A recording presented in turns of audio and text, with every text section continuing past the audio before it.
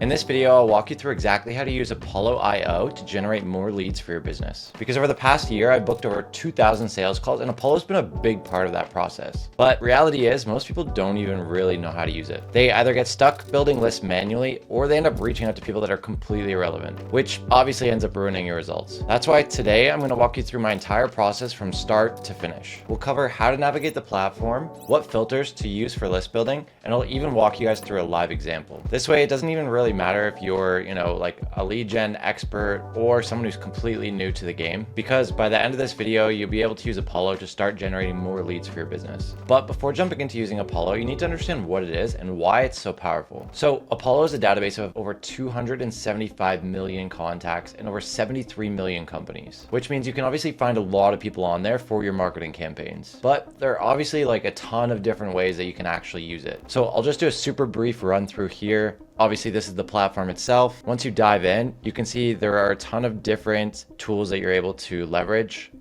prospecting and enriching. So this is all your people data, your company data, lists that you want to build, any sort of data enrichment that you want to do. It also includes a sequencer. So if you want to actually send emails from this platform, you can do that too, with both emailing and calling. On top of that, they include CRM as well. So you can see like the meeting scheduler, the conversations you have, all the deals you have in the pipeline, etc. And then lastly, all of the tasks that are associated with those deals, the workflows, analytics, and so on. They're even going as far as bringing in some inbound tools such as de-anonymizing website visitors and forms, which looks like they're new / in beta. Now, the sections that we end up using the most end up being both the people and the company tabs. And these obviously let us build lists of prospects that we can reach out to without spending hours manually trying to find them ourselves. You can literally just add your filters and then Apollo does all of that searching for you. However, the reality is this is where most people really mess up, because knowing which filters to add can be a little confusing given that there's so many of them and it's not really straightforward. So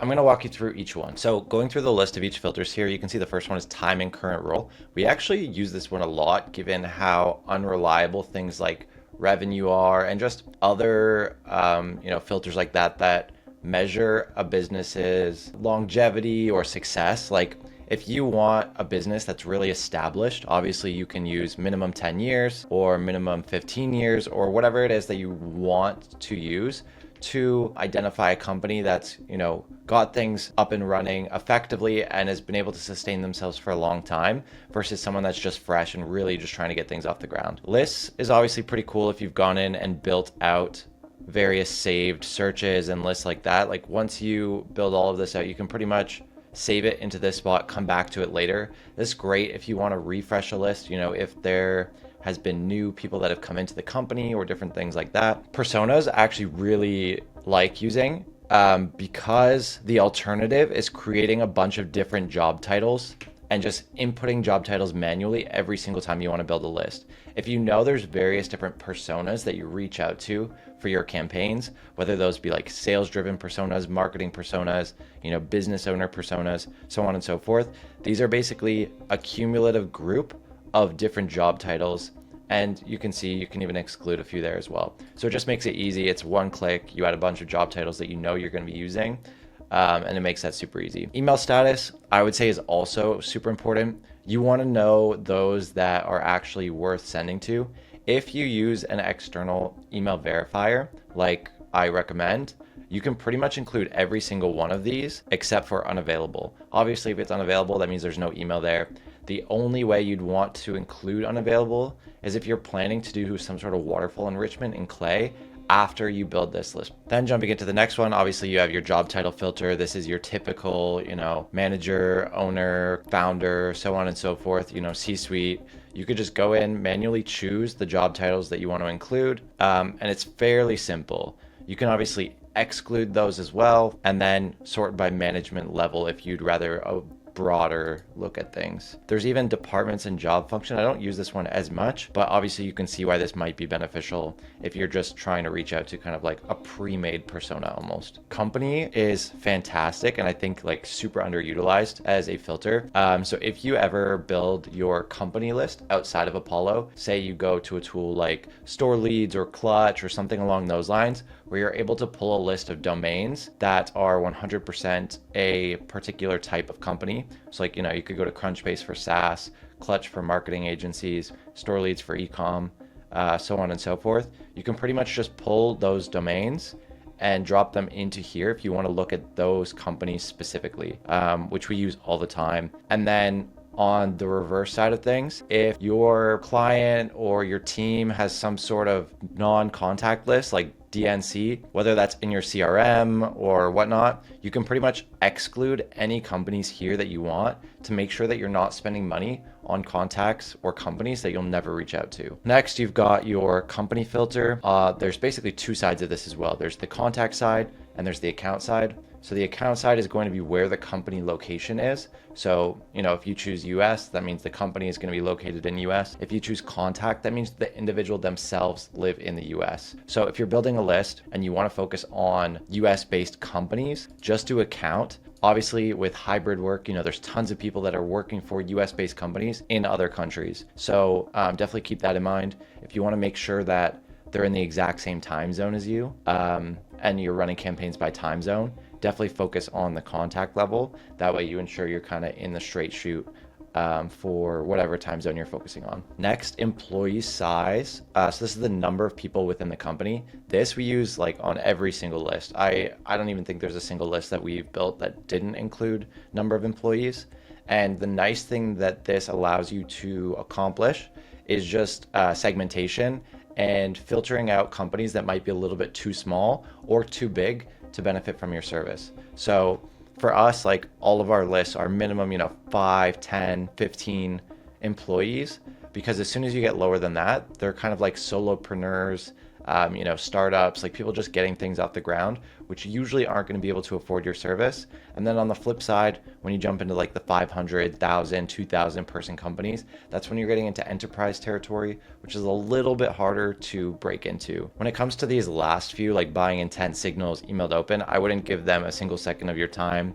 These are all kind of like beta testing tools, and the reality is none of them are really that accurate or that good, so I would just leave them for now. Now, if you want to build lead lists using Apollo without having to spend hours trying to figure out all the filters and things like that, you can book a call below. We'll create your lead list, set up your cold email system, and turn all of your interested replies into calls on your calendar. This way, you can pretty much book meetings without having to do any of the work yourself. So if that's something you're interested in, again, just book a call below. But either way, understanding all of these filters is just the first step, because now we actually have to go in and build a list. And that's obviously where it gets strategic, because you can't just throw on a bunch of filters and expect to see results. That's what the majority of the market is actually doing, and obviously we want to stand out from that. You need to know exactly who you're reaching out to and obviously have a reason for it. And to show you an example, I'm going to walk you through exactly how I would build a lead list. All right, so I'd argue the best way to start any list on Apollo is just a list of industry related keywords. Everybody loves to jump to like the industry filters or different things like that,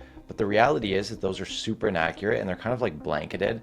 So by using keywords, I think you're able to get the best starting point, and then you can really start to refine based on different things that you find via your research. So for the sake of this video, I'm going to build a list of manufacturers, but I want to make sure that they're manufacturers that would actually benefit from a B2B lead generation service. So I did a bit of research and found that CNC/precision machine shops are manufacturers that would potentially need help with B2B lead generation.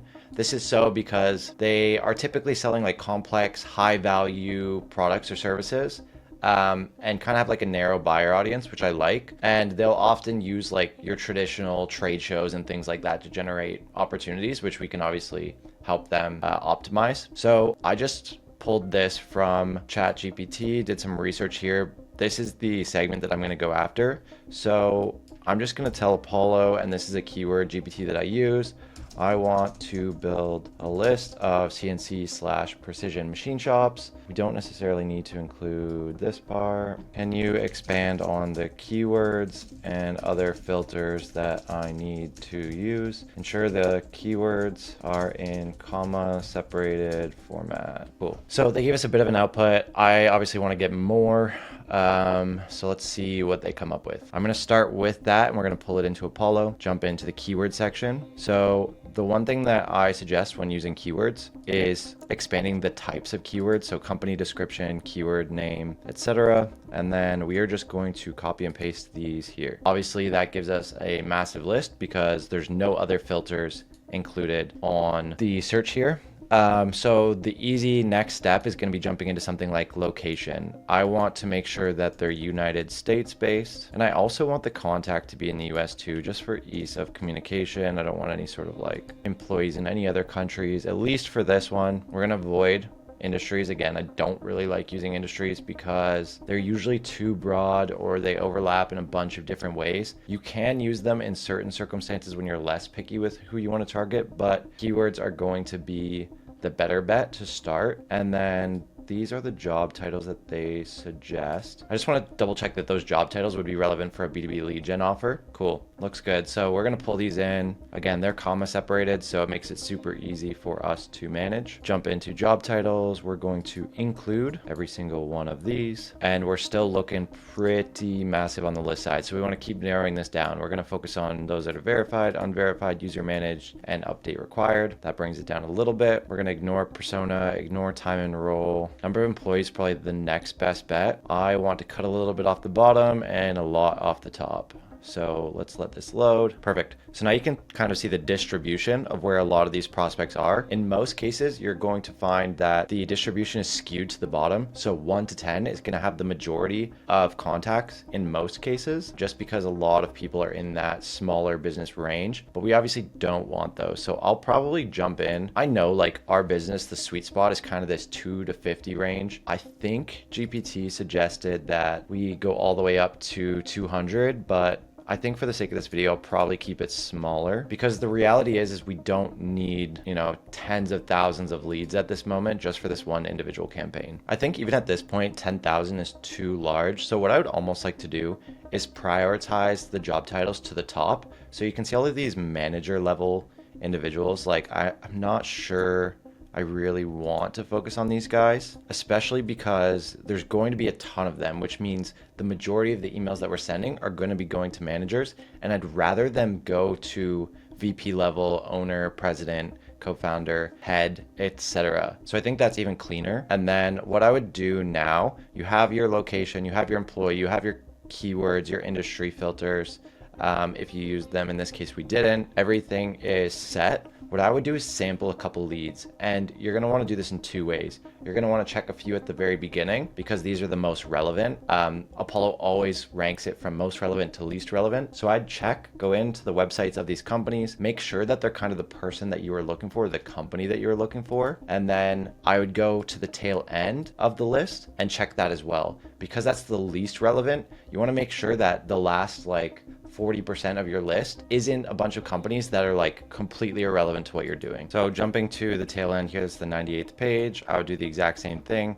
Open this up, take a quick look at their website. Once you have all the filters exactly how you'd like, I'd also go in and save this as a new search. You can call this US manufacturers, and we did 20 to 50, so something like that. And then that way, if you ever want to update the list or come back to it and see who are net new, who have been previously saved, you can easily do that. Now, at this point, you obviously have a list of leads that are just sitting in Apollo. However, rather than trying to get the emails directly from Apollo, we like to do things a little bit differently because it's great for finding contacts. Obviously it's got such a wide range of what's available, but it doesn't always have every single thing that we need. So we'll scrape this list and then we'll throw it into a platform like Clay. This is where we can find some more relevant information and even make our emails as personalized as possible. See, if we were to take all of this data from Apollo, all 7,000 leads, we'd be pretty limited for the cost that Apollo provides. You can see here, even on the organization plan, it's $119 per month, and that only gives you 72,000 credits per year. So if we're pulling a lead list right now, just one campaign, that's 7,000 credits. You can see we can only do that 10 times in a year for the $119 plan, which obviously just isn't enough. On top of that, the emails aren't always going to be the most accurate, even with all of the advanced keyword tools and the industry filters and just layering on exclusions and things like that. like you're still not going to have a perfect list. I would say like best case scenario with the most talented Apollo user, you're probably going to get like 70% accuracy without using a tool like Clay. And then obviously, again, if you want to personalize it and things like that, like you just can't do all of that as easily inside of Apollo. So it's much easier just to export, take it to another platform, scrape the data, put it into Clay, you know, verifying Clay, personalizing Clay, and also qualifying Clay as well before actually pushing it through a campaign. And as you can see here, this is the tool we've been using to scrape Apollo. It's called Ample Leads. Essentially, all you have to do is take the URL from your people list. So if we go up here, grab the URL, bring it over into Ample Leads, drop that in, choose the number of leads. We'll say it was roughly 72,000. We're going to give this a name, and then we're going to start scraping. And I would scrape this to show you guys what it looks like, but there is a 24 to 48 hour wait on most lists right now. So just for the sake of this video, I'll show you a quick example of what it looks like on the other side. So pretty much once it's done, all you're going to do is export, download a CSV. And once you have the CSV, you're going to pull it into Clay. As you can see here, you're going to want to name your workbook. So we'll keep going with the manufacturers, US 20 to 50. We're going to import from a CSV, browse files, pull this in. As you can see here, it's auto-populating with all of the columns and all of the data from Apollo. And from here, you can pretty much manipulate the data however you want. You know, you can run the emails through a verifier if you want to jump in and add, like for us, we use Million Verifier. So you can simply add Million Verifier here, which double checks all of your emails to ensure that they're actually deliverable. And if you want, you can even jump in and use AI to create personalization, such as,